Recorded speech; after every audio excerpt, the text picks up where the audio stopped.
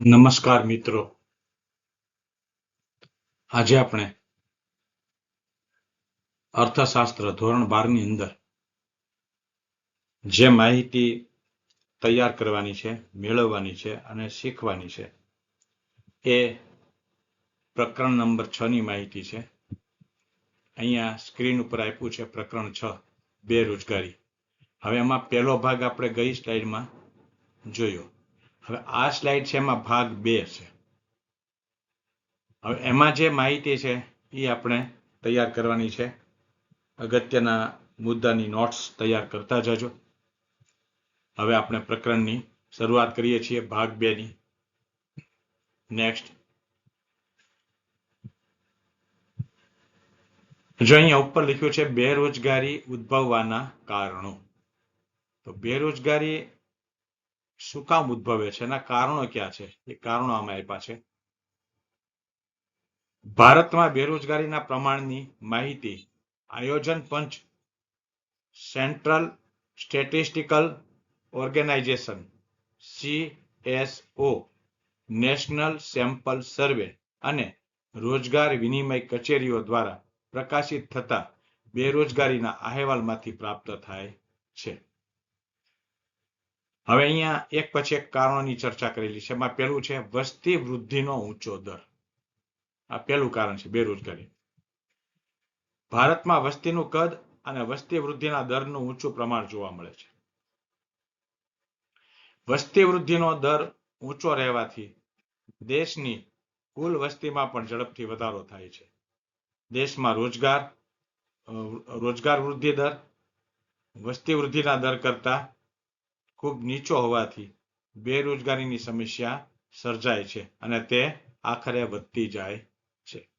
એટલે વસ્તી વૃદ્ધિનો ઊંચો દર પણ બેરોજગારી બાબત જવાબદાર છે. કેમ કે વસ્તી વધતી જાય અને પરિણામે આ સમસ્યા પણ વધતી જાય. દરેકને કામ મળી શકે નહીં. નેક્સ્ટ. રોજગારીની તકોમાં ધીમો વધારો. જુઓ, વસ્તી વધે છે પણ જે રોજગારીની તકો છે એમાં ઝડપથી વધારો થતો નથી, બહુ ધીમો વધારો થાય છે.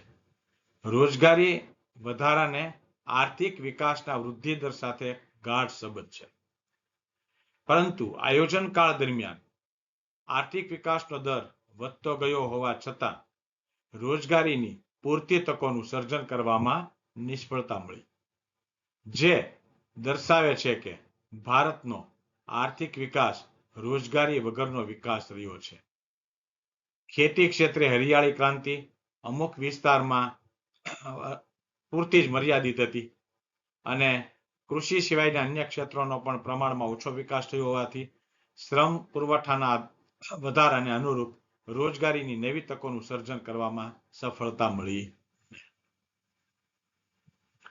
ત્યાર પછી બીજું, બચત અને મૂડીરોકાણનો નીચો દર. ભારતમાં આયોજન સમયમાં રાષ્ટ્રીય આવકમાં વધારો થયો છે પણ વસ્તી વૃદ્ધિનો દર પર ઊંચો જોવા મળ્યો છે અને પરિણામે માથાદીઠ આવકના પ્રમાણમાં નીચા દરે વધારો થયો છે.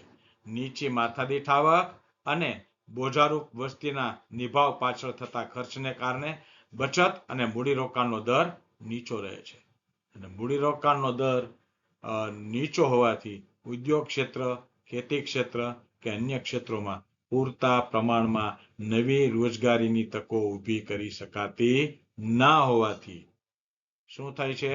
ભારતમાં બેરોજગારીની સમસ્યામાં વધારો થાય છે.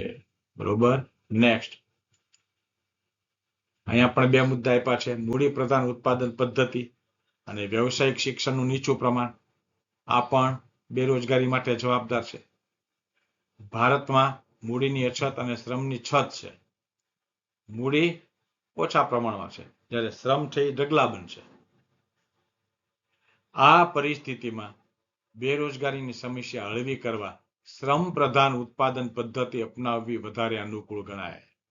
પણ ભારતમાં ખાસ કરીને બીજી પંચવર્ષીય યોજનાથી મોટા અને નાના પાયાના ઉદ્યોગોના વિકાસની નીતિ આપણે અપનાવી છે. ખેતી અને ઉદ્યોગ ક્ષેત્રમાં વધુને વધુ યાંત્રીકરણ અપનાવવામાં આવ્યું છે, જે રોજગારીમાં ધીમા દરે વધારો કરે છે. પંચવર્ષીય યોજનાઓમાં પણ મૂડી પ્રધાન ઉત્પાદન પદ્ધતિના પ્રમાણમાં શ્રમ પ્રધાન ઉત્પાદન પદ્ધતિને ઓછું મહત્વ મળ્યું છે. આ ઉપરાંત રેલવે, સિંચાઈ, રસ્તા, બાંધકામ તેમજ રાજ્યના અન્ય જાહેર ક્ષેત્રોમાં પણ મૂડી પ્રધાન ઉત્પાદન પદ્ધતિનો ઉપયોગ વધતો જાય છે. બરોબર, તો મૂડી પ્રધાન ઉત્પાદન પદ્ધતિને કારણે પણ આ પરિસ્થિતિ ઊભી થઈ છે. કારણ કે શ્રમની જરૂર પડે નહીં. બરોબર, તૈયાર વસ્તુઓ બધી મળી રહે અને એને કારણે બેકારીની સમસ્યા ઊભી થાય. પેલા શું હતું કે લોકોને કામ મળી રહેતું હતું અને પરિણામે એને રોજગારી મળતી હતી. હવે શું થયું? યાંત્રીકરણ થયું. શ્રમ પ્રધાન પદ્ધતિની જગ્યાએ કઈ પદ્ધતિ આવી? મૂડી પ્રધાન. અને પરિણામે શેમાં વધારો થયો? બેકારી. ત્યાર પછી વ્યવસાયિક શિક્ષણનું નીચું પ્રમાણ. ભારતમાં શિક્ષિતોની વધતી જતી બેરોજગારીનું મુખ્ય કારણ ખામીયુક્ત શિક્ષણ પદ્ધતિ છે. જો આ બહુ મહત્વની બાબત છે, ખામીયુક્ત શિક્ષણ પદ્ધતિ. દેશમાં દરેક ક્ષેત્ર બદલાતી જતી કાર્ય પદ્ધતિને અનુરૂપ કામ કરી શકે તેવા શ્રમિકો તૈયાર કરવામાં આજની શિક્ષણ પ્રણાલી સફળ થઈ શકી નથી. શિક્ષણ ક્ષેત્રે વ્યાવસાયિક શિક્ષણનું પ્રમાણ ઘણું ઓછું છે.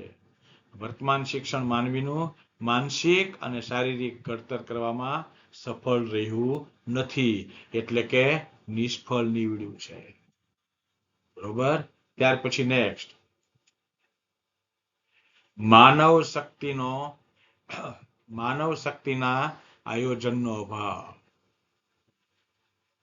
ભારતમાં આયોજન કાળ દરમિયાન માનવ શક્તિનું યોગ્ય આયોજન થયું નથી.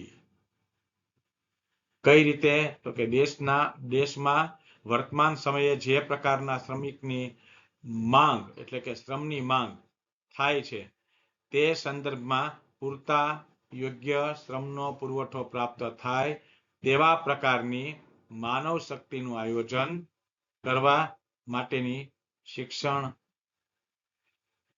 વ્યવસ્થા ઊભી થઈ નથી.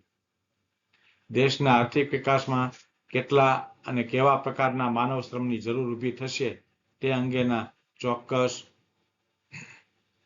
અંદાજ કર્યા વગર શિક્ષણનો વ્યાપ વધારવામાં આવી રહ્યો છે. પરિણામે દર વર્ષે લાખો શિક્ષિત યુવાનો ડિગ્રી મેળવે છે, જેમની માનવ શક્તિના આયોજનનું સીધું પરિણામ છે. કેટલાક સંજોગોમાં રોજગારી કે વિકાસની અપૂરતી તકોના કારણે ઉચ્ચ લાયકાત ધરાવતા ડોક્ટરો અને એન્જિનિયરો દેશમાં યોગ્ય કામ ન મળતા વિદેશમાં જાય છે, જેને આપણે કહીએ બુદ્ધિધનનું બહિર્ગમન. તમે જુઓ, મોટા ભાગના આપણા અહીંયા જે શિક્ષિત યુવાનો છે એ અહીંયા યોગ્ય એને કામ નથી મળતું. વેતનના પ્રમાણમાં કામના પ્રમાણમાં વેતન ઓછું હોય છે અને પરિણામે એ વિદેશમાં ચાલ્યા જાય છે. માનવ શક્તિનો આયોજનનો અભાવ જે બેકારી ઊભી કરે છે અને જાહેર ક્ષેત્રની બિનકાર્યક્ષમતા. આઝાદી પછી ભારતમાં ખાનગી ક્ષેત્ર કરતા જાહેર ક્ષેત્રના વિકાસને વધુ મહત્વ આપવામાં આવ્યું છે. જાહેર ક્ષેત્રના એકમોની સંખ્યા અને તેના મૂડીરોકાણમાં ખૂબ વધારો થયો છે. તેમજ ખાનગી ક્ષેત્રના વિકાસ માટે પૂરતું ધ્યાન આપવામાં ન આવતા રોજગારીની તકો ઓછી ઊભી થઈ શકી અને બેરોજગારીમાં વધારો થયો. નેક્સ્ટ, કૃષિ ક્ષેત્રના વિકાસની અવગણના અને શ્રમની ઓછી ગતિશીલતા. ભારત કેવો દેશ છે? કૃષિ પ્રધાન દેશ છે. એમાં કૃષિના વિકાસની અવગણના થઈ છે. જુઓ, ભારતની મોટાભાગની વસ્તી ગામડામાં રહે છે. આ વસ્તી રોજગારી માટે કૃષિ પર આધાર રાખતી હોય છે. તેથી કૃષિ ક્ષેત્ર વધારે રોજગારી પૂરી પાડે તેવું આયોજન જરૂરી છે. પરંતુ ભારતની આર્થિક વિકાસની નીતિમાં શું થયું છે? કૃષિ ક્ષેત્ર કરતા અન્ય ક્ષેત્રને મહત્વ આપી દીધું અને પરિણામ શું આવ્યું? તો કે કૃષિ ક્ષેત્રનો વિકાસ ના થઈ શક્યો અને ગ્રામ્ય વિસ્તારોમાં બિન કૃષિ ક્ષેત્રનો પણ અપૂરતો વિકાસ થયો અને ખાસ કૃષિ ક્ષેત્ર પર આધારિત ગ્રામીણ શ્રમિકોમાં મોસમી બેરોજગારી, પ્રસન્ન બેરોજગારી આ બધું વ્યાપક જોવા મળે છે. આપણે જુઓ, મોસમી બેરોજગારી અને પ્રસન્ન બેરોજગારી આપણે ત્યાં વધારે જોવા મળે છે. એનું કારણ કૃષિ ક્ષેત્રના વિકાસની અવગણના.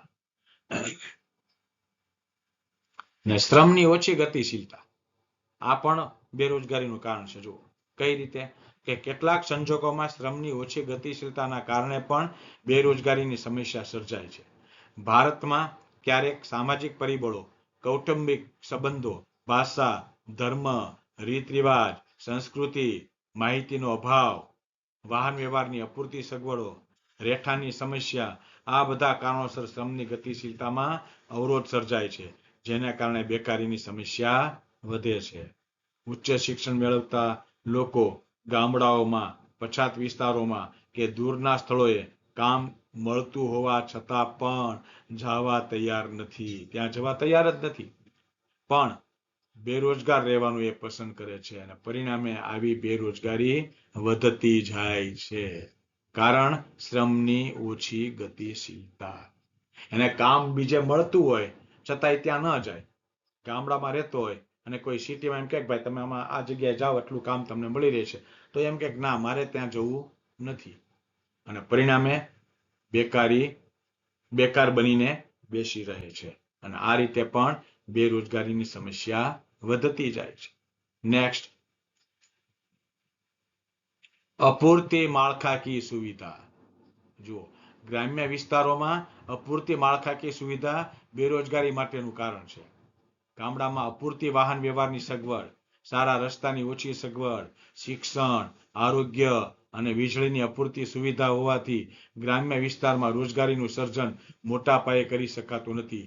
જેમ કે ગામડામાં ઉદ્યોગ માટે સસ્તા દરે શ્રમિકો અને કૃષિ ક્ષેત્ર સાથે સંકળાયેલ કાચો માલ સરળતાથી મળી શકે તેમ છે, પણ ત્યાં ઉદ્યોગો માટે સતત અને પૂરતી વીજળીની સગવડતાનો અભાવ છે. આ મેઇન બાબત છે, અને પરિણામે ગ્રામ્ય વિસ્તારમાં ઉદ્યોગો સ્થાપવા કોઈ તૈયાર થતું નથી, અને પરિણામે ત્યાં નવી રોજગારી ઊભી ન થતા કયો પ્રશ્ન સર્જાય છે?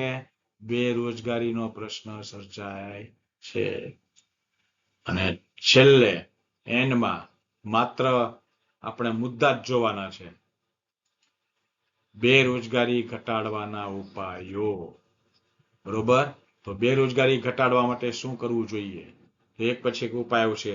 પહેલું, વસ્તી નિયંત્રણ. જો મેઇન બાબત છે આ કે બેરોજગારી ઘટાડવી હોય તો વસ્તી નિયંત્રણ પેલું અપનાવવું જોઈએ, તો જ આમાં ફાયદો થાય, નહીતર ફાયદો થાય નહીં. સામે વસ્તી વધતી જાય, કેટલા લોકોને રોજગારી આપે? બરોબર છે, આ એક મોટો પ્રશ્ન છે, વસ્તી નિયંત્રણ. ત્યાર પછી આર્થિક વિકાસનો દર ઊંચો લઈ જવો. આપણો જે આર્થિક વિકાસનો દર છે એ ધીમે ધીમે ઊંચો લઈ જવા માટે પ્રયત્ન કરવો જોઈએ, જેથી કરીને બેરોજગારી ઘટાડી શકાય. મિત્રો, અહીંયા માત્ર હું મુદ્દાની ચર્ચા કરું છું આ સ્લાઇડમાં. છેલ્લા ભાગમાં તમારે પાઠ્યપુસ્તકના આધારે એની ડિટેલ માહિતી મેળવી લેવાની. નેક્સ્ટ, રોજગાર લક્ષી આયોજન કરવું જોઈએ. જુઓ, બેરોજગારી ઘટાડવા માટે આપણું જે આયોજન છે એ રોજગાર લક્ષી આયોજન હોવું જોઈએ. આયોજન એવું કરવું જોઈએ કે જેથી કરીને લોકોને કામ મળતું રહે અને બેકારીમાં ધીમે ધીમે ઘટાડો થાય. ત્યાર પછી રોજગાર લક્ષી શિક્ષણ હોવું જોઈએ. શિક્ષણ પ્રથા આપણી એવી હોવી જોઈએ કે જે લોકોને કામ કરવા તરફ પ્રેરે અને આવક મળતા કરે. અને છેલ્લે, ગ્રહ અને નાના પાયાના ઉદ્યોગોનો વિકાસ. જો આ બહુ તકલીફ છે આપણે ત્યાં. ગ્રહ ઉદ્યોગો અને નાના પાયાના ઉદ્યોગોનો વિકાસ બિલકુલ જોઈએ તેટલા પ્રમાણમાં થયો જ નથી. કેમ કે મોટા ભાગના લોકો ગામડામાં જીવન જીવતા હોય છે, ગ્રામ્ય અવસ્થામાં રહેતા હોય છે.